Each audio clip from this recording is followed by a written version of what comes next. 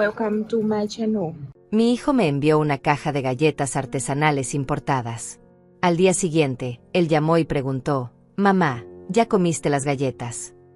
Yo respondí, «No, se las di todas a tu esposa ayer». «¿Por qué?» Oí un grito del otro lado de la línea. «No, no, ¿qué hiciste?» Y fue en ese momento que supe que algo terrible estaba por revelarse. Algo que cambiaría mi vida para siempre. Algo que me haría entender que mi propio hijo había planeado mi muerte. Me llamo Ermelinda. Tengo 71 años. Soy viuda hace 8 años, y toda mi vida la dediqué a 2 cosas: mi carrera como enfermera y mi único hijo, Rodrigo. Trabajé 43 años en el Hospital General, turnos dobles, noches enteras sin dormir, todo para darle la mejor educación, la mejor vida. Cuando mi esposo murió, me dejó una propiedad valorizada en casi $2 millones, una casa hermosa en la zona más exclusiva de la ciudad. Era mi seguridad, mi legado para Rodrigo y mis nietos. O eso creía yo. La relación con mi nuera Samantha siempre fue complicada. Desde el día que Rodrigo me la presentó, supe que ella me veía como un estorbo. Una suegra entrometida, anticuada, molesta. Cada vez que yo intentaba visitar a mis nietos, Gael y Dayana, ella ponía excusas.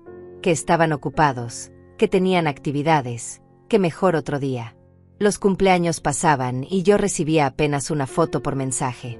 Las navidades eran frías, protocolarias, llenas de sonrisas falsas y abrazos que no significaban nada. Rodrigo cambió después de casarse. El niño dulce que me abrazaba y me llamaba su reina se convirtió en un hombre distante, siempre ocupado, siempre con prisa. Las visitas se espaciaron. Las llamadas se volvieron mecánicas. «Hola mamá, ¿cómo estás?» «Bien, bien, te llamo luego, tengo una reunión».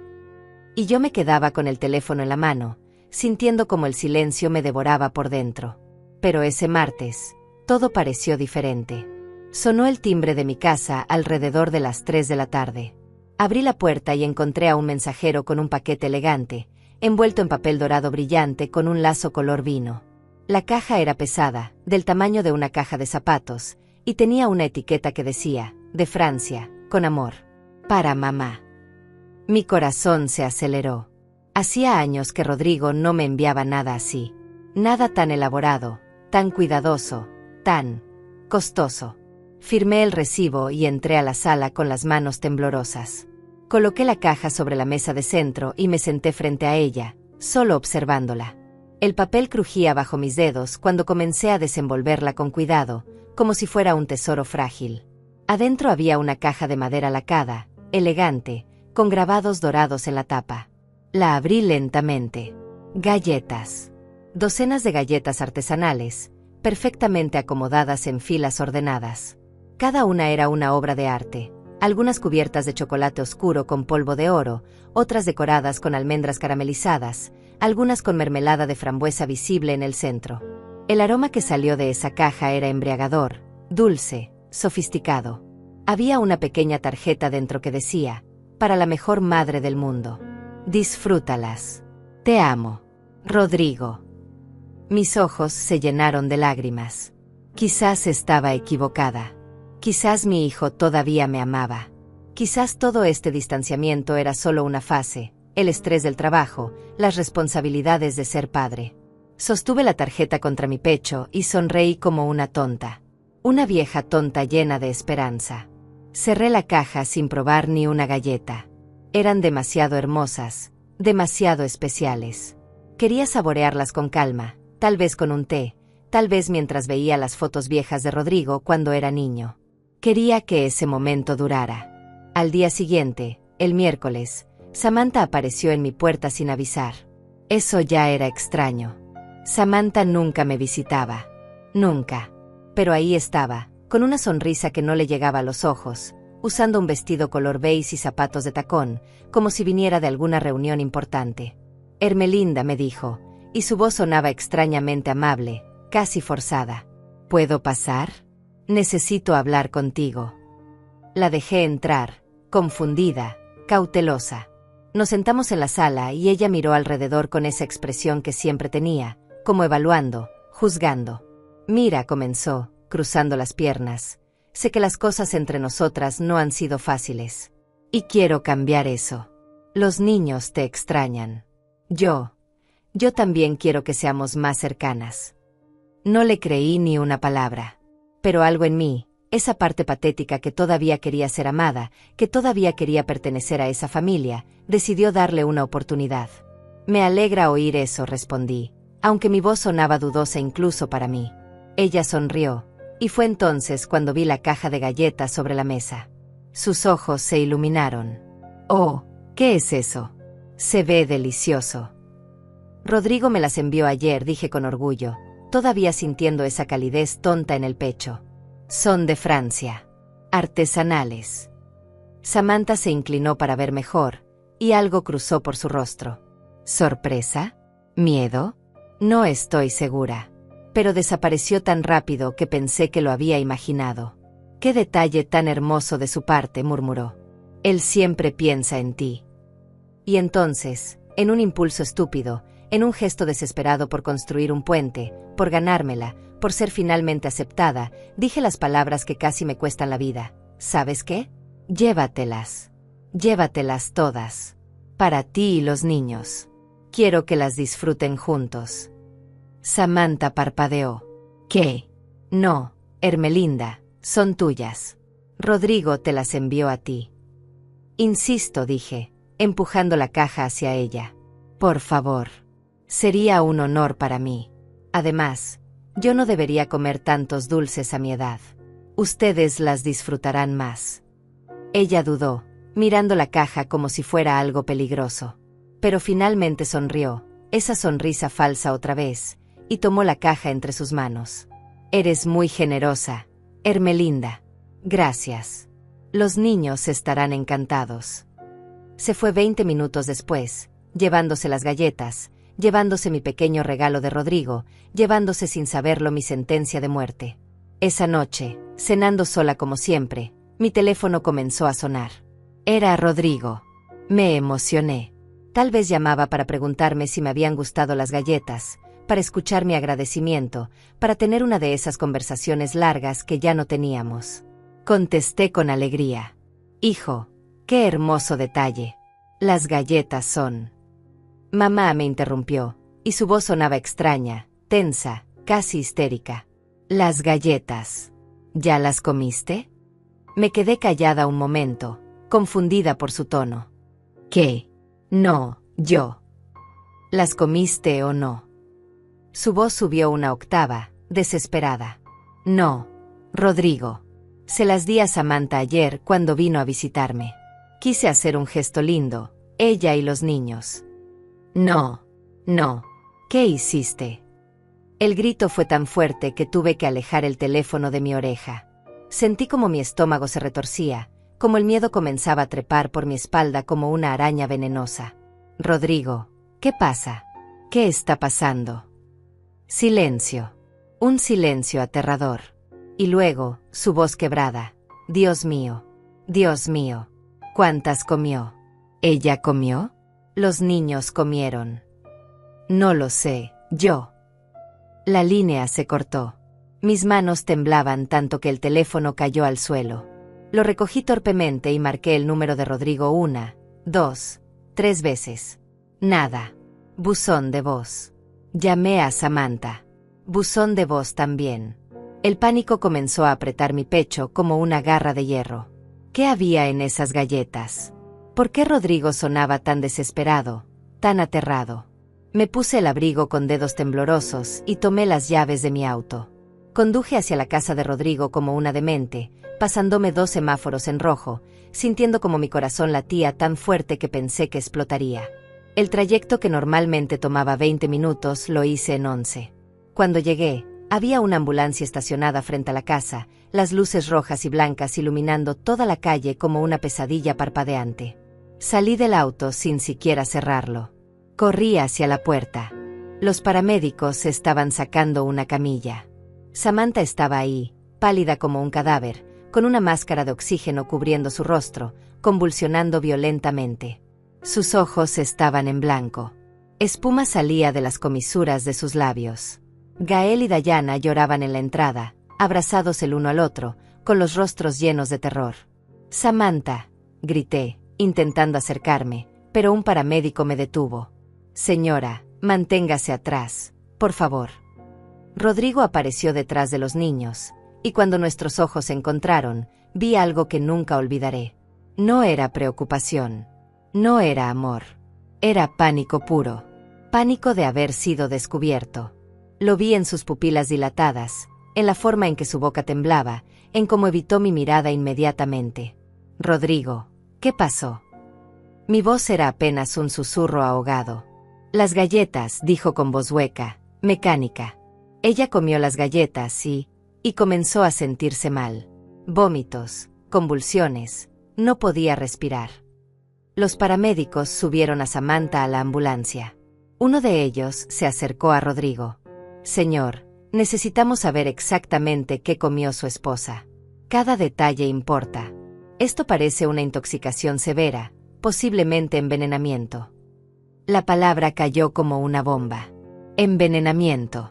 Rodrigo tartamudeó. «Galletas. Solo galletas. Artesanales. De Francia. ¿Dónde están? Necesitamos llevarlas al hospital para análisis». Rodrigo entró corriendo a la casa y regresó con la caja de madera, ahora medio vacía. Los paramédicos la tomaron con guantes, la metieron en una bolsa de evidencia y se fueron con Samantha hacia el hospital, las sirenas perforando la noche. Me quedé ahí parada, en medio de la calle, rodeada del llanto de mis nietos, mirando a mi hijo, y algo dentro de mí se rompió. «Rodrigo», dije lentamente, «¿qué había en esas galletas?» «No lo sé, mamá». Su voz sonaba falsa, ensayada. «Mentira». Di un paso hacia él. Tu reacción en el teléfono. Tu desesperación. Sabías que algo estaba mal con esas galletas. ¿Qué era? «No lo sé», gritó, y los niños se encogieron. Tal vez se echaron a perder, tal vez hubo un error en la fabricación, yo no. «¿Por qué me las enviaste entonces?» Mi voz se quebró. «¿Por qué a mí?» Nos miramos fijamente. En ese momento, bajo la luz artificial de las farolas, vi a un extraño. No reconocí al hombre frente a mí. No reconocí sus ojos fríos, su mandíbula tensa, la forma en que sus manos se cerraban en puños. «Tengo que ir al hospital», dijo finalmente, evitando mi pregunta. Tomó a los niños de las manos. «Quédate aquí si quieres. O vete a casa. Como prefieras». Me dejó ahí, sola, en la oscuridad. Conduje de regreso a mi casa en estado de shock, las lágrimas nublando mi visión. Entré, cerré la puerta, y me desplomé en el sofá. Mi mente era un torbellino de preguntas sin respuesta, de sospechas horribles que no quería aceptar. ¿Mi hijo me había enviado galletas envenenadas? ¿Mi propio hijo había intentado matarme? No. Era imposible. Ridículo. Rodrigo me amaba. Tenía que amarme. Yo era su madre. Pero entonces, ¿por qué su reacción? ¿Por qué ese pánico? Pasé toda la noche despierta, sentada en la oscuridad, esperando noticias. A las 5 de la mañana, mi teléfono finalmente sonó. Era Rodrigo. «Mamá». Su voz sonaba exhausta, derrotada. «Samantha está en cuidados intensivos. Envenenamiento por arsénico. Los médicos dicen que si hubiera comido una galleta más, estaría muerta». El mundo se detuvo. Arsénico. Una de las sustancias más letales que existen. Yo lo sabía bien, después de 43 años como enfermera. El arsénico causa falla multiorgánica, hemorragias internas, una muerte lenta y agonizante. ¿Arsénico?, repetí, mi voz apenas audible. ¿Cómo? ¿Cómo llegó arsénico a esas galletas? Silencio del otro lado. Rodrigo, dije, y ahora mi voz era firme, fría. ¿Quién te vendió esas galletas? Las compré online. De un vendedor en Francia. No sé cómo. Dime la verdad. Cada palabra salió como un cuchillo. Dime la verdad ahora mismo o llamo a la policía. Ya viene la policía, explotó. Ya hay una investigación abierta. Envenenamiento intencional. Van a interrogarme. Van a interrogarte a ti también. Así que no me amenaces, mamá, porque estamos los dos en esto. Los dos. Me levanté del sofá, temblando de furia. Yo no envenené nada. Yo solo regalé un presente que tú me enviaste. Un presente que aparentemente estaba diseñado para matarme a mí. El silencio que siguió fue ensordecedor. Mamá. Intentaste matarme. Las palabras salieron como un sollozo. Intentaste asesinar a tu propia madre.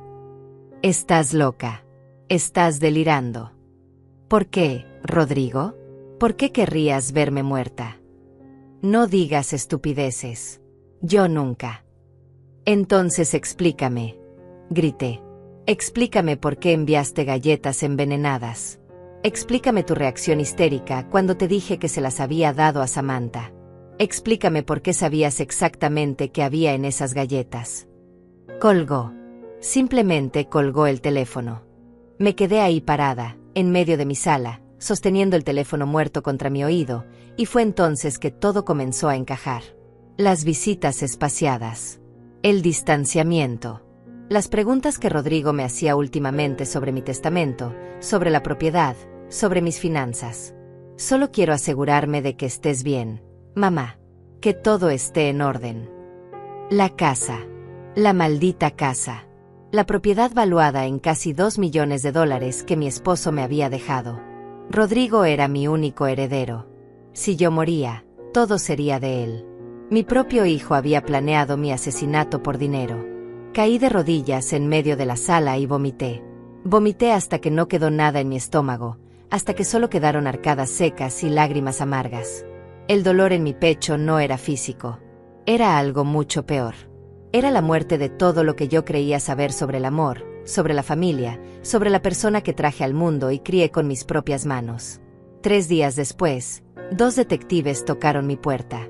Detective Enrique Salazar y su compañera, Detective Marta Ruiz. Me mostraron sus credenciales y pidieron permiso para entrar. Les ofrecí café con manos temblorosas y nos sentamos en la sala donde todo había comenzado. Señora Ermelinda, comenzó el detective Enrique, un hombre de unos 50 años con ojos cansados pero amables. Necesitamos hacerle algunas preguntas sobre las galletas que recibió de su hijo Rodrigo. Les conté todo. Cada detalle. La llegada del paquete, la visita de Samantha, mi estúpida generosidad, la llamada de Rodrigo, su reacción, todo. La detective Marta tomaba notas meticulosas mientras yo hablaba. ¿Usted probó alguna galleta?, preguntó Enrique. No, ni una. Eso le salvó la vida, dijo Marta, levantando la vista de su libreta. El laboratorio confirmó que cada galleta contenía suficiente arsénico para matar a un adulto. Si usted hubiera comido 2 o 3, como era la intención, habría muerto en cuestión de horas. Las lágrimas corrieron por mis mejillas. Mi hijo realmente intentó matarme. Los detectives intercambiaron miradas. Señora Ermelinda, dijo el detective Enrique inclinándose hacia adelante, hemos estado investigando a su hijo durante los últimos 3 días. Y lo que hemos descubierto es perturbador. Abrió una carpeta manila y sacó varios documentos. Rodrigo tiene deudas de juego por más de $300,000. Debe dinero a prestamistas ilegales, gente peligrosa. Tiene 3 meses de atraso en la hipoteca de su casa. Su negocio de consultoría está en quiebra. Está desesperado financieramente. Marta continuó. Además, encontramos en su computadora búsquedas muy específicas. ¿Cómo conseguir arsénico sin dejar rastro? Síntomas de envenenamiento por arsénico en ancianos. ¿Cómo hacer que una muerte parezca natural? Proveedores de galletas artesanales en Europa. Todo esto data de hace 3 meses. Sentí que el piso se abría bajo mis pies. 3 meses, susurré. Lleva 3 meses planeando matarme. Así parece, confirmó Enrique. También encontramos mensajes en su teléfono con un contacto guardado como proveedor. Las conversaciones son codificadas, pero mencionan el paquete especial para la vieja, y asegúrate de que la dosis sea letal pero parezca un ataque cardíaco, punto. Dios mío. Me llevé las manos a la boca. Hay más, dijo Marta, y su voz se volvió más suave, como preparándome para otro golpe. Encontramos documentos falsificados en su oficina. Documentos que muestran una supuesta autorización firmada por usted para transferir la propiedad de esta casa a nombre de él. La firma es falsa, pero está muy bien hecha. Él planeaba vender esta propiedad inmediatamente después de su muerte para pagar sus deudas. La habitación comenzó a girar. Me agarré del brazo del sofá para no caerme. ¿Cuándo van a arrestarlo? Ya lo hicimos, respondió Enrique. Esta mañana, a las 6. Está en custodia ahora mismo. Pero necesitamos su cooperación completa para construir el caso. Su testimonio es crucial. Haré lo que sea necesario, dije con voz firme, aunque por dentro estaba destrozada en 1000 pedazos. Lo que sea. Los detectives se fueron 1 hora después, dejándome con copias de algunos documentos y una tarjeta con sus números directos. Me quedé sentada en el sofá, mirando esos papeles, viendo la evidencia fría y brutal de que mi hijo había querido asesinarme. No por rabia, no por locura, no por un arrebato de violencia, sino por dinero. Frío, calculado, premeditado asesinato por $2 millones. Esa noche no dormí. No comí. Solo me senté en la oscuridad, reproduciendo cada momento de los últimos años en mi mente. Cada vez que Rodrigo preguntó sobre mis finanzas. Cada vez que sugirió que yo debería poner mis asuntos en orden. Cada vez que mencionó lo cara que era la vida, lo difícil que era mantener a una familia. Todas esas conversaciones ahora tenían un significado siniestro, venenoso. Al día siguiente, Samantha despertó en el hospital. Los médicos dijeron que era un milagro. Había comido solo 2 galletas antes de que el sabor amargo la hiciera detenerse. 2 galletas. Suficiente para casi matarla, pero no suficiente para lograrlo. Pasé todo el día en el hospital, sentada en la sala de espera, sin atreverme a entrar. ¿Qué le diría? ¿Cómo miraría a los ojos a la mujer que casi muere por mi culpa? Pero fue ella quien me buscó. Una enfermera salió y me dijo que Samantha quería verme. Caminé hacia su habitación con las piernas temblorosas. Ella estaba recostada en la cama, pálida, demacrada, conectada a múltiples máquinas. Sus ojos, sin embargo, ardían con una intensidad que me asustó. Hermelinda, dijo con voz ronca, siéntate. Me senté en la silla junto a su cama, con las manos entrelazadas sobre mi regazo, sin atreverme a mirarla directamente. Los detectives me lo contaron todo, continuó. Las galletas eran para ti. Rodrigo quería matarte. Y yo casi muero en tu lugar. Lo siento, susurré, y las lágrimas comenzaron a caer. Lo siento tanto, Samantha. Si yo hubiera sabido, si hubiera sospechado algo. No es tu culpa. Su voz era dura, cortante. La culpa es de ese monstruo con el que me casé. Ese hombre que dormía a mi lado cada noche mientras planeaba asesinar a su propia madre. Ese hombre que me besaba en la frente mientras yo casi moría por su veneno. Se quedó callada un momento, y vi cómo sus manos se cerraban en puños sobre las sábanas blancas. Los detectives también me contaron sobre sus deudas. Sobre sus mentiras. ¿Sabes qué más descubrieron? Me miró directamente ahora. Tiene una amante. Una mujer llamada Carla, de 26 años. Le alquiló un apartamento con el dinero que supuestamente estaba usando para la escuela privada de Gael y Dayana. Les ha estado mintiendo sobre todo. Sentí náuseas otra vez. Samantha, yo no sabía nada de esto. Lo sé. Exhaló lentamente. Por eso quiero hablar contigo. Los detectives me dijeron que necesitan construir un caso sólido. Que necesitan evidencia, testimonios, pruebas contundentes para asegurarse de que Rodrigo pase décadas en prisión. Y yo voy a ayudarlos. Voy a destruirlo. Había algo aterrador en su voz, algo frío y determinado que me hizo entender que Samantha no era la mujer superficial y frívola que yo había pensado. Había acero debajo de esa superficie. Yo también, dije, sorprendiéndome a mí misma con la firmeza de mi voz. Yo también quiero que pague por lo que hizo. Nos miramos, y en ese momento nació algo extraño entre nosotras. Una alianza. Una hermandad forjada en traición y dolor. Samantha salió del hospital una semana después. Los médicos dijeron que había sufrido daño renal permanente, que tendría que tomar medicamentos por el resto de su vida, que nunca volvería a ser completamente la misma. Pero estaba viva. Y estaba furiosa. Nos reunimos en mi casa con el detective Enrique y un abogado que Samantha había contratado, un hombre llamado Agustín, de 60 años, con reputación de ser implacable en las cortes.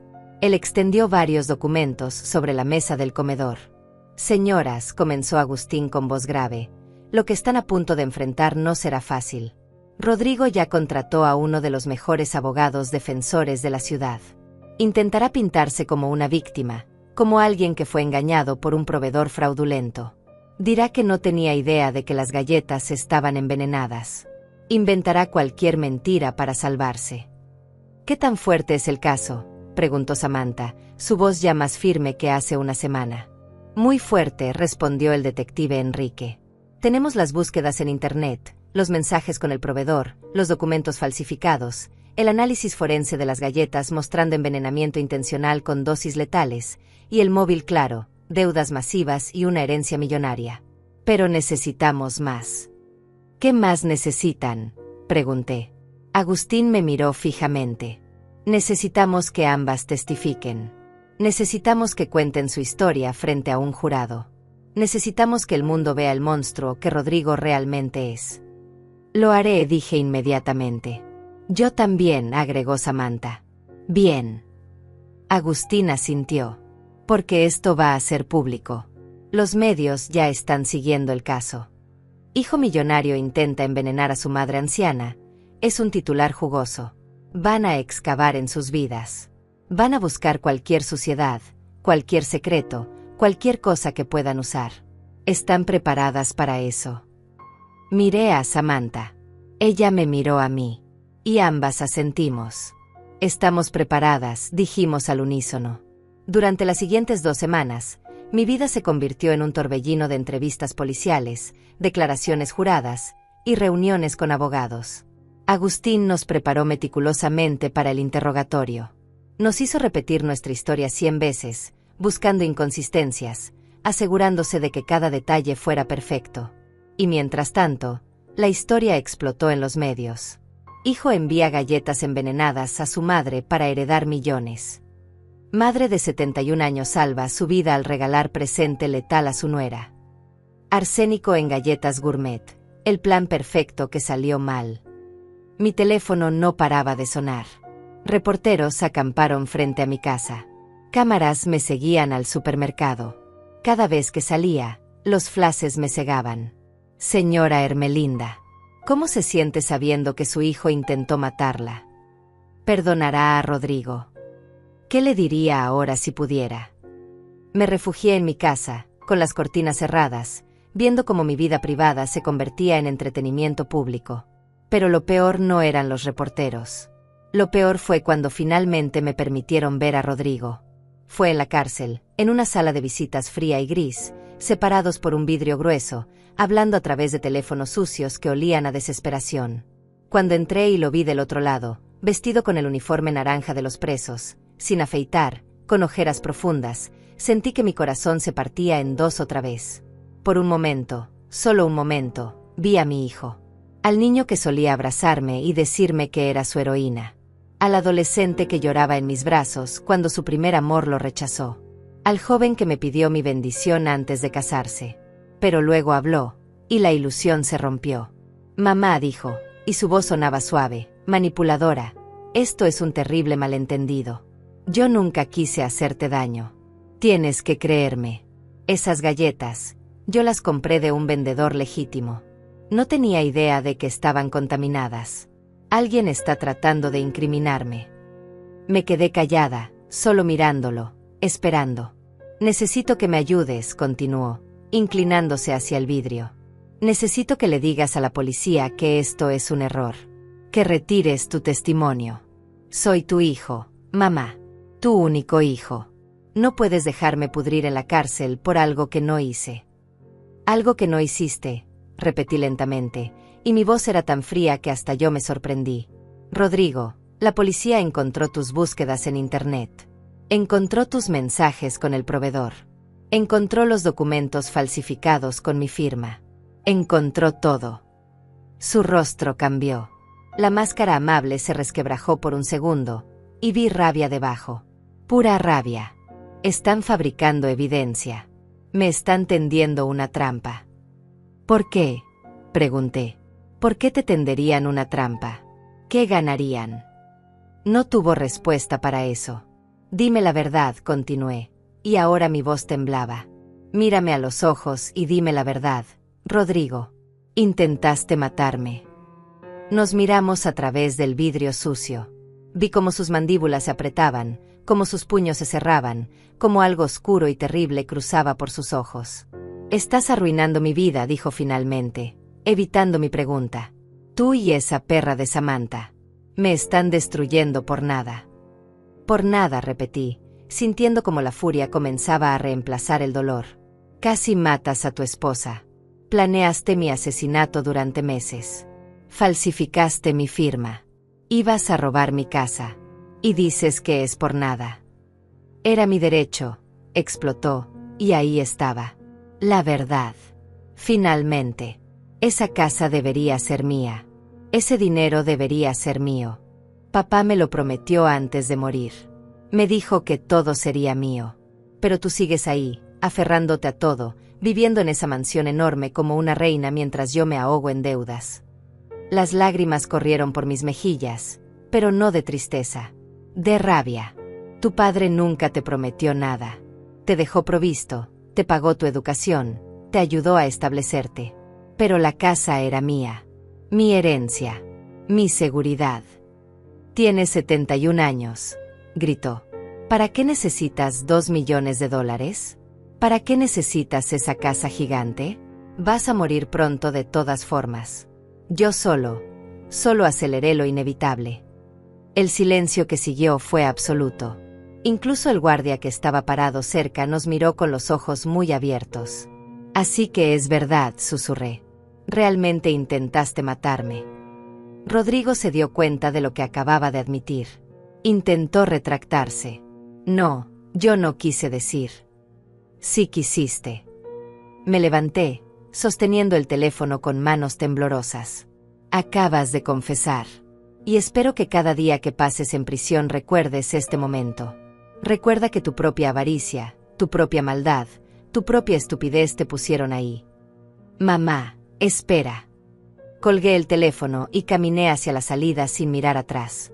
Sus gritos amortiguados a través del vidrio me siguieron, pero no me detuve. Afuera, en el estacionamiento de la cárcel, me desplomé contra mi auto y lloré. Lloré por el hijo que perdí, por el hombre en quien se convirtió, por la familia que nunca volveríamos a ser.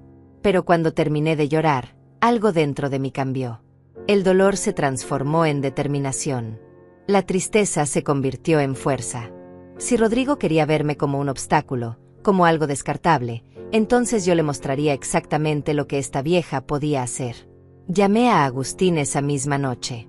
Quiero su confesión en registro, le dije. Quiero que se use en la corte. ¿Hubo cámaras en la sala de visitas?, preguntó. Sí. ¿Y micrófonos? Lo verificó el guardia cuando pregunté. Perfecto. Solicitaré las grabaciones mañana mismo. Esto sella el caso, Ermelinda. Con su confesión directa, no hay forma de que se escape. Pero yo quería más que solo un caso sellado. Quería justicia completa. Quería que Rodrigo perdiera todo lo que alguna vez valoró. Contraté a un investigador privado recomendado por Agustín. Un hombre serio llamado Enrique, diferente al detective, especializado en fraude financiero y casos de adulterio. Le di $50,000 y le dije: encuentra todo. Cada mentira, cada secreto, cada traición. No me importa cuánto tiempo tome. Le tomó 2 semanas. Los resultados llegaron en una carpeta gruesa que dejó caer sobre mi mesa con un golpe sordo. Señora Ermelinda, dijo, su hijo es peor de lo que imaginábamos. Abrí la carpeta y comencé a leer. Con cada página, sentía como mi estómago se retorcía más. Rodrigo no tenía una amante. Tenía 3. Carla, de 26 años, la que Samantha ya conocía. Pero también estaba Dayana, sí, el mismo nombre de su hija, de 32 años, a quien le había prometido matrimonio. Y Marta, de 29, quien estaba embarazada de 5 meses y creía que Rodrigo iba a dejar a su esposa por ella. Les había prometido a las 3 un futuro juntos. Les había dicho a las tres que yo estaba enferma terminal y que pronto heredaría millones. Les había mostrado fotos de mi casa, diciéndoles que ahí vivirían juntos. Había gastado más de $200,000 en estas mujeres. Apartamentos, joyas, vacaciones, autos. Todo con dinero que no tenía, dinero prestado de prestamistas ilegales que ahora lo buscaban para cobrar. Pero eso no era todo. El investigador también descubrió que Rodrigo había estado robando de la cuenta de ahorros universitaria de Gael y Dayana. $60,000 que sus abuelos paternos habían dejado específicamente para su educación. Todo gastado en apuestas deportivas en línea, en casinos, en sus amantes. Había falsificado la firma de Samantha en documentos de préstamo, poniendo la casa familiar como garantía sin que ella lo supiera. Estaban a semanas de perder la casa. Y lo peor, había tomado una póliza de seguro de vida sobre mí sin mi conocimiento, usando documentos falsificados. Una póliza de $500,000. Si yo hubiera muerto, él habría recibido mi casa valorada en 2 millones más medio millón del seguro. 2,5 millones. Ese era el precio de mi vida para mi hijo. Cerré la carpeta con manos temblorosas.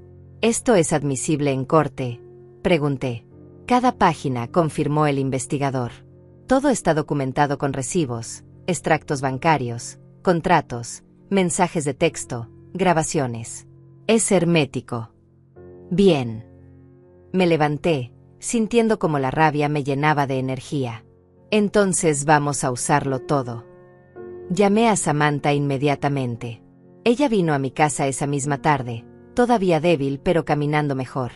Le mostré todo. Vi cómo su rostro pasaba de la confusión al shock, del shock a la furia, de la furia a algo frío y calculado. Ese hijo de perra, murmuró, leyendo sobre sus múltiples amantes. Ese maldito hijo de perra. Hay más, dije, señalando la sección sobre la cuenta de los niños. Cuando terminó de leer, Samantha cerró la carpeta lentamente y me miró con ojos que ardían con determinación. Voy a destruirlo, dijo con voz tranquila pero letal. No solo quiero que vaya a prisión.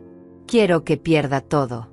Su reputación, su libertad, sus hijos, su futuro. Todo. Yo también, respondí.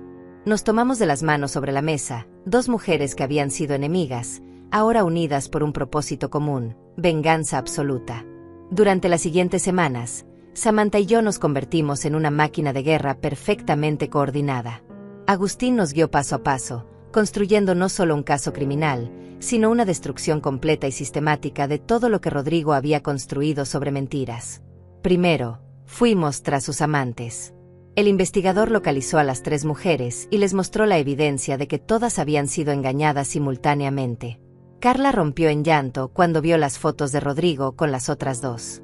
Dayana, la del mismo nombre que mi nieta, entró en shock al descubrir que el dinero que él había dado provenía de la cuenta universitaria de sus propios hijos. Y Marta, la embarazada, tuvo un colapso cuando supo que todo había sido una mentira elaborada. Agustín las convenció de testificar. Les explicó que ellas también eran víctimas, que Rodrigo las había usado y manipulado. Les prometió protección legal. Y una por una, aceptaron. Luego vino la parte financiera. Samantha, como esposa legalmente casada, tenía derecho a revisar todas las cuentas conjuntas. Con la ayuda de un contador forense, descubrimos cada transacción sospechosa, cada retiro no autorizado, cada préstamo fraudulento. Era un laberinto de crímenes financieros que se remontaba a casi 4 años. Ha estado planeando esto desde hace mucho tiempo, dijo el contador, un hombre calvo llamado Arturo, señalando una línea de tiempo en su computadora. Miren aquí. Hace 3 años y medio comenzó a desviar dinero de las cuentas familiares. Pequeñas cantidades al principio, nada que levantara sospechas. Luego fue aumentando gradualmente. ¿Cuánto en total?, preguntó Samantha, su voz temblando. Arturo tecleó algunos números. Entre las cuentas de los niños, los préstamos fraudulentos y el dinero desviado de las cuentas conjuntas, aproximadamente $420,000. El silencio en la oficina era denso. Samantha se llevó las manos a la boca. Yo sentí que la habitación giraba. Ese dinero, continuó Arturo, se gastó principalmente en 3 áreas: sus amantes, apuestas en línea y el pago de intereses a prestamistas ilegales. No queda nada. Todo se evaporó. Mis hijos, susurró Samantha. El futuro de mis hijos. Él lo destruyó todo por sus vicios. Pero Agustín sonrió, y era una sonrisa que daba miedo. Esto es excelente para nuestro caso. Cada transacción es un cargo adicional. Fraude, malversación, robo, falsificación. Estamos hablando de décadas en prisión, no años. También presentamos una demanda civil contra Rodrigo por los daños a la salud de Samantha. Agustín calculó los costos médicos presentes y futuros, el trauma psicológico, la pérdida de calidad de vida. La cifra llegó a $1,500,000. Obviamente no tiene ese dinero, explicó Agustín. Pero cuando salga de prisión, si alguna vez sale, cualquier ingreso que tenga será embargado por el resto de su vida. Nunca tendrá nada. Nunca será libre financieramente. La satisfacción que sentí al escuchar eso debería haberme avergonzado. Pero no fue así. Después de lo que Rodrigo había intentado hacerme, después de lo que le hizo a Samantha, a sus propios hijos, a esas mujeres inocentes, merecía cada gramo de sufrimiento que le esperaba. Mientras tanto, la historia seguía creciendo en los medios. Ya no era solo noticia local. Los canales nacionales la habían recogido. Programas de crímenes reales nos contactaron para hacer documentales. Psicólogos aparecían en televisión analizando la mente de Rodrigo, diagnosticándolo con narcisismo, sociopatía, falta total de empatía. Y entonces, Rodrigo cometió su error más grande. Desde la cárcel, consiguió que alguien publicara en su nombre en redes sociales un post largo y detallado donde se pintaba como la víctima. Decía que yo era una madre manipuladora y controladora que nunca lo había amado realmente. Que Samantha era una esposa frígida e inútil que lo había empujado a buscar consuelo en otras mujeres. Que todo esto era una conspiración para robarle su herencia legítima. El post se volvió viral. Pero no de la manera que él esperaba. La gente lo destrozó en los comentarios. Cientos, miles de personas llamándolo monstruo, cobarde, basura humana. Grupos de mujeres organizaron protestas frente a la cárcel, exigiendo la máxima sentencia. Hashtags como almohadilla justicia para Ermelinda y almohadilla que se apudra en prisión trending durante días. Un canal de noticias me pidió una entrevista en vivo. Agustín me aconsejó aceptar. Es tu oportunidad de controlar la narrativa, dijo. Demostrarle al mundo quién eres realmente. La entrevista fue en un estudio elegante, frente a millones de espectadores. La presentadora, una mujer llamada Carla, diferente a la amante, me trató con respeto y compasión. Me preguntó sobre mi vida como enfermera, sobre criar a Rodrigo como madre soltera después de que mi esposo muriera, sobre el momento en que descubrí la verdad. Hablé con honestidad brutal. Sin lágrimas falsas, sin dramatismo innecesario. Solo la verdad. Le conté al mundo cómo se siente saber que la persona que llevaste en tu vientre, que alimentaste, que amaste incondicionalmente, planeó tu asesinato por dinero. ¿Lo perdonaría algún día?, preguntó Carla al final. Pensé en eso por un largo momento. El perdón, dije lentamente, no es algo que se debe por defecto. Se gana con arrepentimiento genuino, con cambio real, con reparación del daño causado. Rodrigo no ha mostrado nada de eso. Solo ha mostrado rabia por haber sido atrapado. Así que no lo perdonaré. No ahora. Tal vez nunca. El clip de esa respuesta se reprodujo millones de veces. Me convertí, sin quererlo, en un símbolo. Una representación de todos los ancianos que sufren abuso de sus propios familiares. Una voz para los silenciados. Las ofertas comenzaron a llegar. Editoriales querían que escribiera un libro. Productores de Hollywood querían hacer una película. Organizaciones de protección al adulto mayor me pidieron que fuera su portavoz. Pero lo más importante llegó cuando el fiscal del distrito me llamó personalmente. Señora Ermelinda, dijo, tenemos suficiente evidencia para garantizar una condena. Pero quiero ir más allá. Quiero que este caso envíe un mensaje. ¿Estaría dispuesta a testificar en un juicio público? Absolutamente, respondí sin dudarlo. Será brutal, advirtió. La defensa intentará destrozarla en el estrado. Cuestionarán su carácter, su salud mental, sus motivaciones. Insinuarán que usted de alguna manera provocó esto. Que lo intenten, dije con voz firme. No tengo nada que ocultar. Samantha también aceptó testificar. Y las 3 amantes. Y el contador forense. Y los detectives. Y los médicos que trataron a Samantha. Agustín construyó una lista de testigos tan larga y devastadora que el abogado de Rodrigo intentó negociar un acuerdo. Querían que Rodrigo se declarara culpable a cambio de una sentencia reducida. 15 años en lugar de cadena perpetua. El fiscal me llamó para consultarme. Es su decisión, dijo. Un juicio es riesgoso. Siempre existe la posibilidad, por pequeña que sea, de que un jurado sea manipulado. Un acuerdo garantiza que vaya a prisión. ¿Cuál es su recomendación?, pregunté. Personalmente, con la evidencia que tenemos, yo iría a juicio. Creo que podemos obtener 30 años, tal vez más. Miré a Samantha, que estaba sentada a mi lado. Ella asintió. Vamos a juicio, dije. La fecha se fijó para 6 semanas después. Y durante esas 6 semanas, algo extraordinario me sucedió. Me transformé. No físicamente al principio, sino internamente. Pasé de ser una mujer quebrada, traicionada, destruida, a ser alguien con propósito. Alguien con fuego. Comencé a despertarme temprano cada mañana y caminar 3 kilómetros. Perdí peso. Recuperé fuerza. Contraté a una estilista. Me corté el cabello, que había llevado largo toda mi vida, en un bob elegante y moderno. Me compré ropa nueva, ya no los vestidos florales de anciana, sino trajes elegantes color gris perla y verde esmeralda. Zapatos de tacón que me hacían sentir poderosa. Me uní a un grupo de apoyo para víctimas de abuso familiar. Escuché historias similares a la mía. Compartí mi dolor. Y encontré sanación en la comunidad. Samantha se divorció oficialmente de Rodrigo. Los papeles se firmaron 3 semanas antes del juicio. Ella recuperó la custodia completa de Gael y Dayana. Rodrigo ni siquiera peleó. Su abogado le aconsejó que no lo hiciera, que cualquier batalla por custodia solo empeoraría su imagen pública. Los niños estaban destrozados. Gael, a sus 12 años, entendía perfectamente lo que su padre había hecho. Se volvió silencioso, retraído. Dayana, más pequeña, solo preguntaba cuándo volvería papá a casa. Samantha y yo los llevamos a terapia. Les dimos todo el amor y apoyo que pudimos. Una tarde, Gael vino a visitarme solo. Se sentó en mi sofá, con las manos entrelazadas, y finalmente habló. Abuela, dijo con voz temblorosa, papá realmente intentó matarte. No le mentí. Sí, mi amor. Lo hizo. ¿Por qué? Por dinero. Por codicia.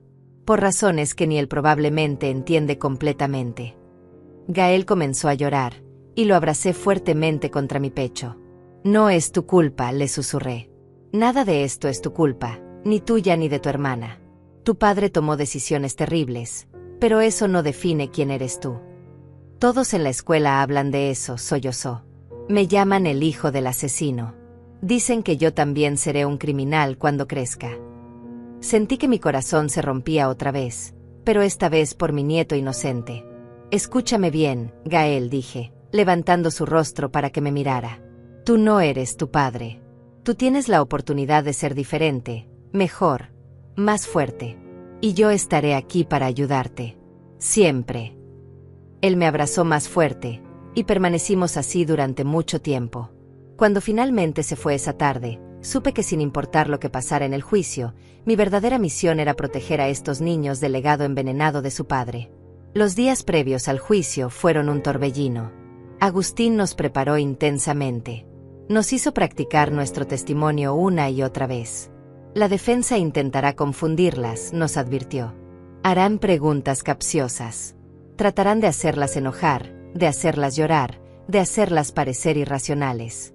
Mantengan la calma. Respondan solo lo que se les pregunta. No se dejen provocar. Samantha y yo practicamos juntas todas las noches. Nos sentábamos en mi sala y nos hacíamos preguntas difíciles mutuamente. ¿No es cierto que usted siempre fue controladora con su hijo? ¿No es verdad que usted empujó a Rodrigo a buscar otras mujeres por su frigidez? Preguntas horribles, insultantes, diseñadas para hacernos perder la compostura. Pero no lo hicimos.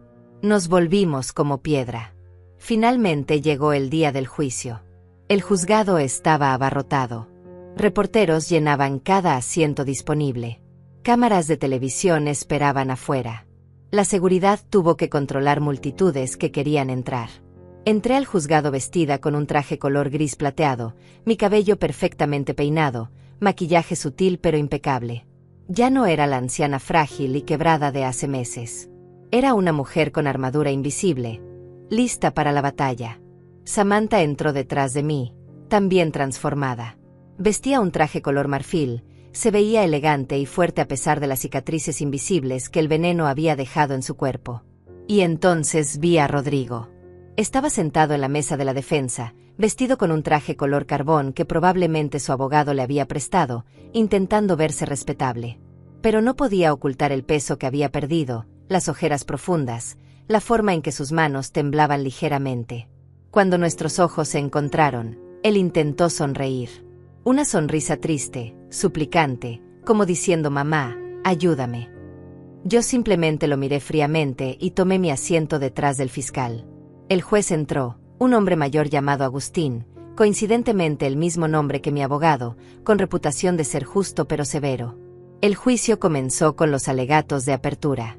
El fiscal, un hombre joven y hambriento llamado Enrique, presentó el caso con precisión quirúrgica. «Damas y caballeros del jurado», comenzó, «este es un caso sobre la traición más profunda que puede existir. Un hijo que planeó, meticulosamente, durante meses, el asesinato de su propia madre. No por defensa propia. No por locura. No por pasión. Sino por $2,5 millones. Enrique presentó cada pieza de evidencia, las búsquedas en Internet, los mensajes con el proveedor, los documentos falsificados, el análisis de las galletas mostrando niveles letales de arsénico, la confesión grabada en la cárcel. Cada imagen proyectada en la pantalla grande era un clavo más en el ataúd de Rodrigo. Luego vino el abogado de la defensa, un hombre mayor y calculador llamado Arturo, que intentó pintar a Rodrigo como una víctima de circunstancias.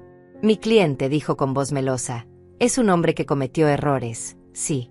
Pero asesinato premeditado es una acusación extremadamente seria que requiere prueba más allá de duda razonable. Las búsquedas en Internet pueden explicarse como curiosidad morbosa. Los mensajes son ambiguos y sacados de contexto. Y la confesión supuesta fue obtenida bajo estrés extremo, con su madre manipulándolo emocionalmente.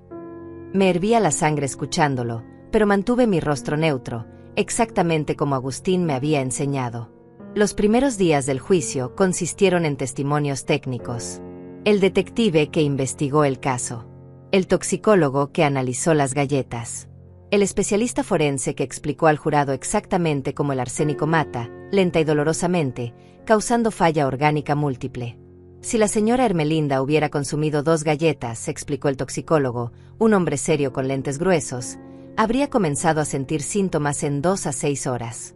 Náuseas severas, vómitos, dolor abdominal. En 24 horas, estaría en falla renal. En 48 horas, probablemente habría muerto. Y debido a su edad y condiciones preexistentes comunes en personas de 70 años, la muerte habría sido fácilmente atribuida a causas naturales sin una autopsia exhaustiva. El jurado escuchaba con atención, algunos tomando notas, otros simplemente mirando a Rodrigo con disgusto evidente. Luego llegó mi turno de testificar. Me llamaron al estrado en la tarde del tercer día. Caminé con la espalda recta, la cabeza en alto. Coloqué mi mano sobre la Biblia y juré decir la verdad, toda la verdad, y nada más que la verdad. El fiscal Enrique me guió gentilmente a través de mi testimonio. Le conté mi historia desde el principio. Mi vida como enfermera. Criar a Rodrigo sola después de la muerte de mi esposo. La relación cada vez más distante con mi hijo. La llegada del paquete. Mi decisión de regalar las galletas. La llamada desesperada. La visita a la cárcel donde Rodrigo confesó.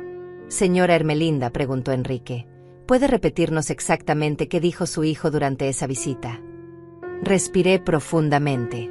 Dijo, «Tienes 71 años. ¿Para qué necesitas $2 millones? Vas a morir pronto de todas formas». Yo solo aceleré lo inevitable. Un murmullo recorrió la sala. Varios miembros del jurado intercambiaron miradas de shock. ¿Cómo la hizo sentir escuchar esas palabras?, preguntó Enrique. Como si me hubieran apuñalado, respondí, y mi voz se quebró ligeramente por primera vez. Porque me di cuenta de que mi hijo, la persona que yo más amaba en este mundo, me veía como un obstáculo, como algo descartable. Mi vida no tenía valor para él más allá del dinero que podría heredar. Gracias, señora Ermelinda, dijo Enrique suavemente. Su testigo. El abogado defensor Arturo se levantó lentamente, como un depredador acechando a su presa. Se acercó al estrado con una sonrisa falsa. Señora Ermelinda, comenzó, su voz escurriendo falsa simpatía, debe ser muy difícil para usted estar aquí testificando contra su propio hijo. Es la cosa más difícil que he hecho en mi vida, respondí honestamente. Y sin embargo, aquí está. ¿No es cierto que usted y Rodrigo han tenido una relación tensa durante años? Nos distanciamos después de su matrimonio, sí. ¿No es cierto que usted nunca aprobó su matrimonio con Samantha? Al principio tenía reservas, pero las superé. ¿No es cierto que usted frecuentemente criticaba sus decisiones de vida, su carrera, su forma de criar a sus hijos? Agustín se levantó. Objeción, su señoría. Especulativo y sin fundamento. Sostenida, dijo el juez. Arturo cambió de táctica. Señora Ermelinda, ¿no es verdad que usted se negó a ayudar financieramente a su hijo cuando él atravesaba dificultades económicas? Él nunca me pidió ayuda, respondí firmemente. ¿Está segura de eso? No es posible que él haya mencionado sus problemas y usted simplemente se negó a escuchar. Objeción, dijo Enrique. Argumentativa. Sostenida. Arturo continuó durante más de una hora, intentando pintarme como una madre fría e insensible que había empujado a su hijo a la desesperación. Pero yo permanecí calmada, respondiendo cada pregunta con precisión, sin dejarme provocar. Finalmente, después de intentar todos los ángulos posibles, Arturo se rindió. No más preguntas. Bajé del estrado y regresé a mi asiento. Agustín me apretó la mano discretamente. Lo hiciste perfecto, susurró. Al día siguiente, fue el turno de Samantha. Ella subió al estrado vestida impecablemente, y su testimonio fue devastador. Describió con detalle cómo había comido las galletas, cómo el sabor era extrañamente amargo, pero ella lo atribuyó a algún ingrediente exótico. Como minutos después comenzó a sentirse mareada. Como el dolor abdominal fue tan intenso que pensó que iba a morir. Estaba en el piso del baño, dijo, su voz temblando con emoción contenida, vomitando sangre, convulsionando, incapaz de respirar. Y lo último que pensé antes de desmayarme fue: mis hijos van a encontrar mi cadáver. Mis bebés van a ver a su madre muerta en el piso. Varios miembros del jurado se limpiaron los ojos. Una mujer en la primera fila lloraba abiertamente. Cuando le tocó el turno al abogado defensor, él intentó insinuar que Samantha estaba exagerando sus síntomas por venganza contra un esposo infiel. Pero Samantha estaba preparada. Sacó de su bolso un frasco de pastillas. Estas, dijo firmemente, levantándolas para que todos las vieran, son los medicamentos que tengo que tomar 3 veces al día por el resto de mi vida debido al daño renal permanente que me causó el arsénico. ¿Quiere que también le muestre los reportes médicos que detallan mi insuficiencia renal crónica? ¿O las facturas de hospital por $180,000? El abogado defensor retrocedió. No más preguntas. Luego vinieron las amantes. Una por una, Carla, Dayana y Marta subieron al estrado y contaron historias casi idénticas de manipulación y engaño. Rodrigo les había prometido a todas un futuro dorado financiado por mi muerte inminente. Carla lloró al explicar cómo Rodrigo le había mostrado fotos de mi casa, diciéndole que pronto sería de ellos. Me dijo que su madre estaba enferma terminal de cáncer, sollozó. Que solo era cuestión de meses. Que después de que ella falleciera, él heredaría todo y nos casaríamos. Marta, la embarazada, fue la más impactante. Su vientre ahora era prominente a los 7 meses. Él quería que yo abortara, dijo con voz quebrada, porque el bebé arruinaría sus planes. Decía que después de resolver el asunto de su madre, tendríamos todos los hijos que quisiéramos. Pero primero necesitaba ese dinero. El jurado miraba a Rodrigo con absoluto desprecio. Él mantenía la cabeza baja, incapaz de mirar a ninguna de estas mujeres a los ojos. Pero la evidencia más devastadora vino del contador forense Arturo. Él presentó un análisis detallado de cada transacción financiera que Rodrigo había hecho en los últimos 4 años. En pantallas gigantes, mostró exactamente cómo había robado de la cuenta universitaria de sus hijos, cómo había falsificado préstamos, cómo había gastado cada dólar en vicios y amantes. En total, concluyó Arturo, ajustando sus lentes, el señor Rodrigo defraudó aproximadamente $420,000 de su propia familia. Adicionalmente, contrató una póliza de seguro fraudulenta sobre la vida de su madre por $500,000. Su plan era obtener $2,5 millones en total, $2 millones de la propiedad de su madre y $500,000 del seguro. El fiscal proyectó la grabación de la visita a la cárcel. La sala quedó en silencio absoluto mientras todos escuchaban la voz de Rodrigo. Tiene 71 años. ¿Para qué necesitas $2 millones? Vas a morir pronto de todas formas. Yo solo aceleré lo inevitable. Cuando la grabación terminó, el silencio era tan denso que podía cortarse con un cuchillo. Vi como varios miembros del jurado miraban a Rodrigo con una mezcla de horror y repulsión. El fiscal descansó su caso después de 8 días de testimonio demoledor. Ahora era el turno de la defensa presentar su caso. Esperábamos que Rodrigo testificara, que intentara explicarse, justificarse, mentir. Pero su abogado, sabiamente, decidió no ponerlo en el estrado. Sabía que cualquier cosa que Rodrigo dijera solo empeoraría su situación. En cambio, la defensa llamó a un psicólogo que intentó argumentar que Rodrigo sufría de estrés financiero extremo que había afectado su juicio. Que no estaba en su sano juicio cuando planeó el envenenamiento. El fiscal lo destrozó en el contrainterrogatorio. «Doctor», preguntó Enrique, ¿el estrés financiero causa que alguien pase meses planeando meticulosamente un asesinato? ¿Causa que alguien investigue venenos específicos, contacte proveedores, falsifique documentos, tome pólizas de seguro fraudulentas? Eso es falta de juicio o premeditación calculada. El psicólogo tartamudeó. Bueno, en casos extremos. Responda la pregunta, doctor. ¿Esto fue falta de juicio o premeditación? Premeditación, admitió finalmente. La defensa no tenía nada más. Después de solo 2 días, descansaron su caso. Llegó el momento de los alegatos finales. El fiscal Enrique se paró frente al jurado y habló durante casi 1 hora, repasando cada pieza de evidencia, cada testimonio, construyendo un caso tan hermético que era imposible encontrar duda razonable. Damas y caballeros, concluyó, su voz resonando en el silencio de la sala, Rodrigo no es una víctima de las circunstancias. Es un depredador que vio a su propia madre como una fuente de dinero. Que planeó su muerte fríamente, calculadamente, sin remordimiento. Solo lamenta haber sido atrapado. Y si ustedes no lo detienen aquí, si ustedes no envían el mensaje de que este tipo de maldad no será tolerada, entonces estamos diciendo que está bien matar a tu madre por dinero. Que está bien envenenar a tu esposa accidentalmente mientras intentas asesinar a tu progenitora. Que el valor de una vida humana es simplemente el dinero que puedes extraer de ella. El abogado defensor Arturo hizo lo mejor que pudo, pero era como intentar vaciar el océano con una cuchara. Argumentó duda razonable, pero sin ofrecer ninguna explicación alternativa creíble para la montaña de evidencia. El juez dio las instrucciones al jurado, y ellos se retiraron a deliberar. Agustín me dijo que podría tomar días, tal vez 1 semana, dependiendo de qué tan minuciosos fueran. Tomó 3 horas. 3 horas para decidir el destino de mi hijo.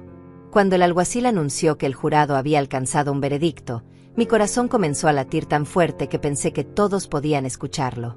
Samantha tomó mi mano y la apretó fuertemente. Entramos de nuevo a la sala. El jurado tomó sus asientos. El juez Agustín preguntó, ¿han alcanzado un veredicto? El capataz, un hombre de mediana edad con expresión seria, se puso de pie. Sí, su señoría. ¿Cómo encuentran al acusado en el cargo de intento de asesinato en primer grado? Culpable. La palabra cayó como un martillo. Rodrigo cerró los ojos. Su abogado puso una mano en su hombro. ¿Cómo encuentran al acusado en el cargo de intento de asesinato en primer grado contra Samantha Torres? Culpable. ¿Cómo encuentran al acusado en múltiples cargos de fraude, falsificación y malversación? Culpable en todos los cargos. 1 por 1, 17 cargos en total, y el veredicto fue el mismo cada vez. Culpable. Culpable. Culpable.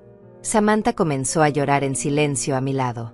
Yo permanecí inmóvil, sin lágrimas, solo sintiendo un vacío extraño donde antes había estado el dolor. Justicia. Finalmente, justicia. El juez fijó la fecha para la sentencia 3 semanas después. Rodrigo fue escoltado fuera de la sala, y por primera vez lo vi realmente roto. Ya no era el hombre arrogante que me había mirado con desprecio en la cárcel. Era un criminal convicto que finalmente entendía las consecuencias de sus acciones. Afuera del juzgado, nos esperaba una multitud de reporteros. Micrófonos se extendieron hacia nosotras como armas. Señora Ermelinda, ¿cómo se siente con el veredicto? ¿Tiene algo que decirle a su hijo? Esto trae cierre. Me detuve frente a las cámaras.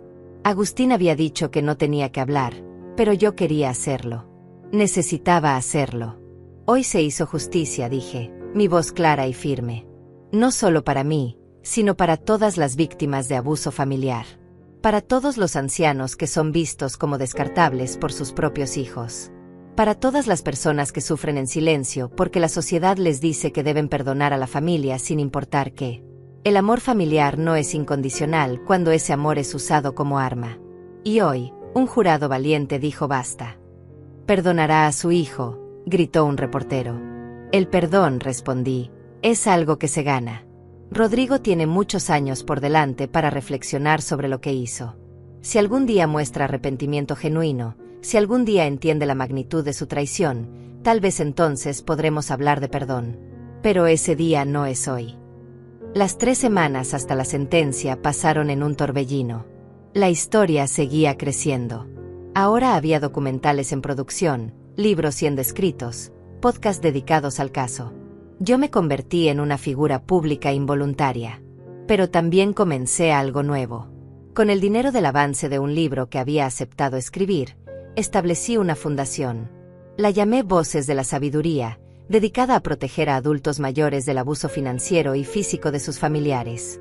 Contraté abogados pro bono, trabajadores sociales, consejeros. Creamos una línea directa para reportar abuso. En las primeras 2 semanas, recibimos más de 500 llamadas. Samantha se unió como cofundadora. Juntas, 2 mujeres que habían sido enemigas, construimos algo hermoso de nuestra tragedia compartida.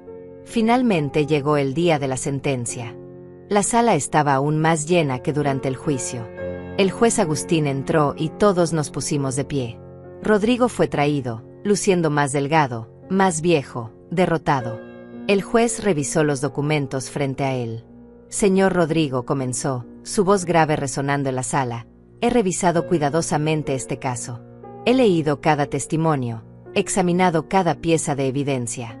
Y debo decir que en mis 32 años como juez, raramente he visto un caso de traición familiar tan calculado, tan frío, tan completamente desprovisto de humanidad. Usted no actuó por impulso, continuó el juez, mirando directamente a Rodrigo. No actuó en un momento de debilidad. Durante meses, deliberadamente, sistemáticamente, planeó asesinar a la mujer que le dio la vida. La mujer que trabajó turnos dobles durante años para darle educación, oportunidades, amor incondicional. Y lo hizo por dinero. Por pura avaricia. El juez hizo una pausa, dejando que sus palabras penetraran. Además, sus acciones colaterales son igualmente repugnantes. Robó de la cuenta universitaria de sus propios hijos, dejándolos sin futuro educativo. Defraudó a su esposa, falsificó su firma, puso su hogar familiar en riesgo. Manipuló y engañó a múltiples mujeres. Y cuando su plan falló y casi mata a su esposa en lugar de su madre, no mostró remordimiento. Solo rabia por haber sido descubierto. Rodrigo mantenía la cabeza baja, sus hombros temblando ligeramente. La ley me permite cierta discreción en la sentencia, dijo el juez Agustín. Pero en este caso, no encuentro ninguna circunstancia atenuante. Ninguna razón para mostrar misericordia. Usted representa el tipo de maldad que la sociedad debe repudiar con la mayor fuerza posible. El juez levantó su mazo. Por los cargos de intento de asesinato en primer grado contra Ermelinda García, lo sentencio a 25 años de prisión. Por el intento de asesinato en primer grado contra Samantha Torres, otros 25 años. Estos serán cumplidos consecutivamente, no concurrentemente. En total, 50 años en prisión estatal. Un murmullo recorrió la sala. 50 años. Rodrigo tenía 45. Tendría 95 cuando saliera, si es que vivía tanto tiempo. Además, continuó el juez, por los múltiples cargos de fraude, falsificación y malversación, agrego otros 10 años, también consecutivos. Sentencia total, 60 años de prisión, sin posibilidad de libertad condicional por un mínimo de 40 años. El mazo cayó con un golpe que resonó como un trueno. Rodrigo se desplomó en su silla. Su abogado intentó sostenerlo. Escuché un sollozo ahogado salir de su garganta. Pero yo no sentí nada. Ni satisfacción, ni tristeza, ni alivio. Solo vacío. Los alguaciles lo levantaron para llevárselo. En el último momento, Rodrigo giró su cabeza y me miró. Sus ojos estaban rojos, llenos de lágrimas. Movió los labios en silencio. Lo siento. Yo simplemente lo miré, sin expresión, y aparté la vista. Afuera del juzgado, la multitud era aún más grande que después del veredicto. Cámaras, micrófonos, gente gritando preguntas. Pero esta vez, Samantha habló primero. Hoy mi hijo y mi hija recuperaron algo de justicia, dijo con voz firme. Su padre los traicionó de la manera más horrible posible. Les robó su educación, su seguridad, su inocencia. Pero no les robará su futuro. Ermelinda y yo nos aseguraremos de eso. Luego fue mi turno. 60 años, dije simplemente. Es una sentencia severa. Algunos dirán que demasiado severa. Pero cuando intentas matar a tu propia madre por dinero, cuando pones veneno mortal en galletas y las envías como regalo, cuando no muestras ni un gramo de remordimiento genuino, entonces mereces cada día de esos 60 años. Mi hijo está vivo. Yo estoy viva. Samantha está viva. Y eso es más misericordia de la que Él nos mostró a nosotras. Los meses siguientes fueron de sanación lenta pero constante. La Fundación Voces de la Sabiduría creció exponencialmente. Abrimos oficinas en 3 ciudades. Ayudamos a más de 2.000 ancianos en el primer año. Logramos cambios legislativos que hicieron más difícil que familiares abusivos explotaran a sus parientes mayores. Samantha vendió la casa familiar, demasiados recuerdos amargos, y compró un apartamento hermoso cerca del mío. Gael y Dayana comenzaron terapia intensiva. Fue difícil, especialmente para Gael, que luchaba con ira y vergüenza. Pero lentamente, con amor, paciencia y apoyo profesional, comenzaron a sanar. Yo también fui a terapia. Un terapeuta amable llamado Agustín, otro Agustín más en mi vida, me ayudó a procesar el trauma de la traición. El dolor nunca desaparece completamente, me dijo en una sesión. Pero aprenderá a vivir con él. A convertirlo en algo que la fortalece en lugar de destruirla. Y tenía razón. El dolor se transformó. Se convirtió en propósito. Escribí mi libro. Se tituló El precio de la sangre, una madre traicionada. Se publicó un año después de la sentencia y se convirtió en un bestseller instantáneo. Las ganancias fueron directamente a la fundación. Comencé a dar charlas en universidades, centros comunitarios, conferencias sobre envejecimiento. Contaba mi historia sin vergüenza, sin ocultar nada. Y después de cada charla, ancianos se me acercaban llorando, contándome sus propias historias de abuso, agradeciéndome por darles voz. Samantha se volvió activista también.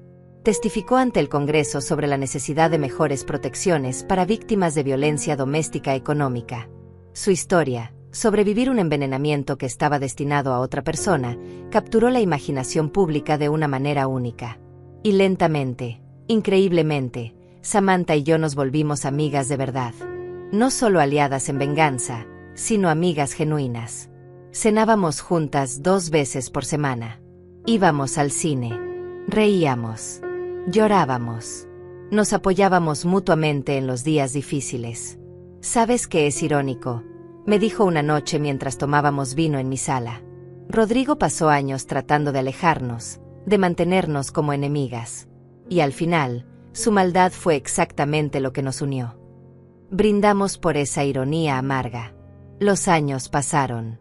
3, 4, 5 años. Gael se graduó de preparatoria con honores. Dayana floreció, se unió al equipo de debate de su escuela. Ambos decidieron cambiar su apellido legalmente, tomando el apellido de soltera de Samantha en lugar del de Rodrigo. Fue su forma de cerrar ese capítulo. Rodrigo escribía cartas desde prisión. Al principio, cartas de excusas, de justificaciones. Luego, cartas de rabia, culpándonos a Samantha y a mí por arruinar su vida. Yo las leía y las guardaba en una caja sin responder nunca. Pero después del 5.º año, las cartas cambiaron. Se volvieron diferentes. Más reflexivas. Más honestas. Mamá escribió en una: he tenido 5 años para pensar. Para enfrentar lo que hice. No espero perdón. No lo merezco. Pero necesitas saber que finalmente entiendo. Entiendo la magnitud de mi traición. Entiendo que intenté quitarte lo único que nadie tiene derecho a quitar, tu vida. Y lo hice por dinero. Por maldito dinero que ni siquiera habría resuelto mis problemas, solo los habría pospuesto. Fui un monstruo. Y si pudiera retroceder el tiempo, si pudiera deshacer cada decisión que tomé, lo haría. Pero no puedo. Así que todo lo que puedo hacer es decirte que lo siento. Y vivir el resto de mi vida, todos estos años en prisión, con el peso de lo que te hice. Leí esa carta 3 veces. Y por primera vez en 5 años, lloré. No por Rodrigo, sino por todo lo que habíamos perdido. Por la familia que podríamos haber sido. Por el hijo que pensé que tenía versus el hombre que realmente era. Pero incluso con esa carta, no respondí. El perdón, si alguna vez llegaría, necesitaba más que palabras bonitas escritas desde una celda de prisión. Necesitaba tiempo. Necesitaba acciones imposibles de realizar desde detrás de los barrotes. Tal vez nunca llegaría, y me había hecho las paces con esa posibilidad. 10 años después de la sentencia, recibí una llamada inesperada. Era del director de la prisión donde Rodrigo cumplía su condena. Señora Ermelinda, dijo con voz seria, su hijo está en el hospital de la prisión. Tuvo un ataque cardíaco severo. Los médicos dicen que tiene días, tal vez horas. Él está pidiendo verla. Mi primer instinto fue colgar. Dejar que muriera solo, como él había planeado que yo muriera.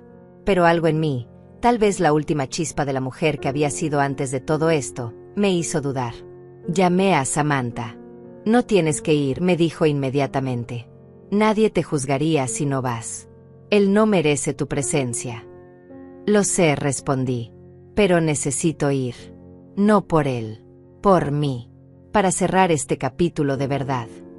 Conduje hasta la prisión al día siguiente. Me escoltan a través de pasillos grises y fríos hasta llegar a la enfermería. Y ahí, en una cama estrecha, conectado a máquinas que pitaban monótonamente, estaba Rodrigo. Había envejecido 20 años en 10. Su cabello, ahora completamente gris, era ralo. Su rostro estaba demacrado, con líneas profundas de sufrimiento grabadas en cada arruga. Cuando me vio entrar, sus ojos se llenaron de lágrimas. Mamá, susurró, su voz apenas audible. Viniste. Me senté en la silla junto a su cama, manteniendo distancia. El director dijo que estás muriendo. Sí. Tosió débilmente. Daño cardíaco irreversible. Los doctores dicen que es cuestión de días. Nos quedamos en silencio por un largo momento. El pitido de las máquinas llenaba el espacio entre nosotros. No espero que me perdones, dijo finalmente. Sé que no tengo ese derecho. Pero necesitaba verte una última vez. Necesitaba que supieras que estos 10 años me cambiaron. La prisión me quitó todo, mi libertad, mi orgullo, mi identidad. Pero me dio algo también. Claridad. Tiempo para enfrentar el monstruo en el que me había convertido. ¿Y? Pregunté fríamente. ¿Qué descubriste? Que fui un cobarde, respondió, lágrimas rodando por sus mejillas hundidas. Un cobarde egoísta que valoró el dinero más que la vida humana. Que valoró mi comodidad más que el amor de mi madre. Traté de matarte, mamá. Puse veneno en galletas que te envié como regalo. Y casi mato a Samantha en el proceso. Destruí a mis propios hijos. Todo por avaricia. Su voz se quebró completamente. He tenido 10 años para revivir ese momento cada noche. Para imaginar cómo habrías muerto. Para imaginar tus últimos momentos de agonía. Y cada noche me despierto gritando, porque entiendo que ese era mi plan. Yo iba a causarte esa agonía. Tu propio hijo. Lo miré, este hombre roto que una vez fue mi bebé, y sentí nada. Ni rabia, ni tristeza, ni siquiera satisfacción por su sufrimiento. Solo un vacío cansado. Rodrigo, dije lentamente, aprecio tus palabras. Y tal vez son genuinas. Tal vez realmente has cambiado. Pero el perdón no es algo que pueda darte ahora mismo, tal vez nunca. Porque el daño que causaste no fue solo a mí. Fue a Samantha, quien casi muere y ahora vivirá con daño renal permanente.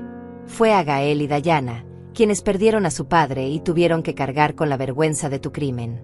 Fue a esas 3 mujeres que manipulaste y usaste. Lo sé, sollozó. Lo sé.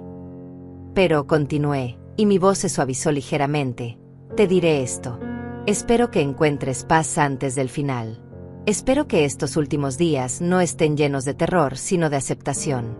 Y espero que en tu próxima vida, si existe tal cosa, seas mejor de lo que fuiste en esta. Me levanté para irme. Mamá llamó débilmente. Gael y Dayana, ¿están bien? Una pequeña sonrisa tocó mis labios. Están más que bien. Gael está en la universidad, estudiando Derecho. Quiere ser fiscal, especializarse en protección de víctimas. Dayana está en preparatoria, capitana del equipo de debate. Ambos son brillantes, amables, fuertes. Samantha y yo nos aseguramos de eso. Gracias, susurró. Gracias por darles lo que yo no pude. Adiós, Rodrigo, dije, y caminé hacia la puerta. Mamá llamó una última vez. Te amo. Siempre te amé, incluso cuando mi avaricia me cegó. Por favor, créeme eso al menos. Me detuve en la puerta sin voltearme. Tal vez si me amabas, dije suavemente. Pero no lo suficiente. Y esa es la tragedia de todo esto. Salí y no miré atrás. Rodrigo murió 3 días después. No asistí al funeral. Solo 3 personas lo hicieron: su abogado defensor, un capellán de la prisión, y sorprendentemente, Marta, la mujer que había estado embarazada de su hijo. Ella me llamó después. No fui por él, me explicó. Fui porque mi hijo, que ahora tiene 10 años, merece saber que su padre biológico recibió un entierro digno, aunque fuera un monstruo. Pero quiero que sepa, señora Ermelinda, que mi hijo lleva mi apellido, no el de Rodrigo. Y nunca sabrá la verdad completa sobre su padre hasta que sea lo suficientemente mayor para procesarla. Eres una buena madre, le dije sinceramente. Pasaron más años. La Fundación Voces de la Sabiduría se expandió internacionalmente. Ayudamos a más de 50.000 ancianos en 15 países. Samantha y yo fuimos reconocidas con premios humanitarios. Escribí 2 libros más. Me convertí en una voz respetada en temas de envejecimiento y protección familiar. Gael se graduó de la universidad y efectivamente se convirtió en fiscal. Su primer caso fue contra un hombre que había defraudado a su padre anciano de sus ahorros de vida. Ganó, y cuando me llamó llorando de alegría, supe que algo hermoso había nacido de nuestra tragedia. Dayana fue aceptada en una universidad prestigiosa con una beca completa. Decidió estudiar psicología, especializándose en trauma familiar. Quiero ayudar a niños como yo, me dijo. Niños que tienen que procesar la traición de sus padres. Y yo, a mis 83 años, finalmente encontré paz. No una paz que borrara el dolor, sino una que lo integrara. Una que lo transformara en propósito, en fuerza, en legado. Una tarde, sentada en mi jardín con Samantha, ahora mi mejor amiga, tomando té y viendo a mis nietos jugar con sus propios hijos, me di cuenta de algo fundamental. Rodrigo quiso matarme para tomar mi vida, mi casa, mi dinero. Pero fracasó. Y en su fracaso, inadvertidamente me dio algo más valioso, un propósito renovado. Una segunda familia en Samantha. La oportunidad de salvar a miles de ancianos de destinos similares. Una plataforma para cambiar leyes y proteger a los vulnerables. ¿En qué piensas?, preguntó Samantha, notando mi expresión reflexiva. ¿En qué sobreviví?, respondí simplemente. No solo el veneno, sino la traición, el dolor, la pérdida. Y al otro lado de todo eso, construí algo hermoso. Samantha tomó mi mano y la apretó. Lo construimos juntas, corrigió. Sonreí. Sí, juntas.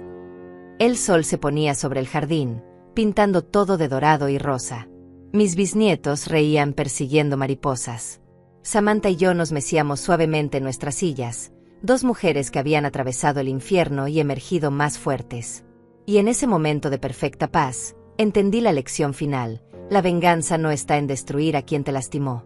La verdadera venganza es vivir tan bien, tan plenamente, tan significativamente, que su intento de destruirte se convierte en el catalizador de tu mayor triunfo. Rodrigo quiso acabar con mi vida. En cambio, le dio significado. Y esa, finalmente, fue mi victoria.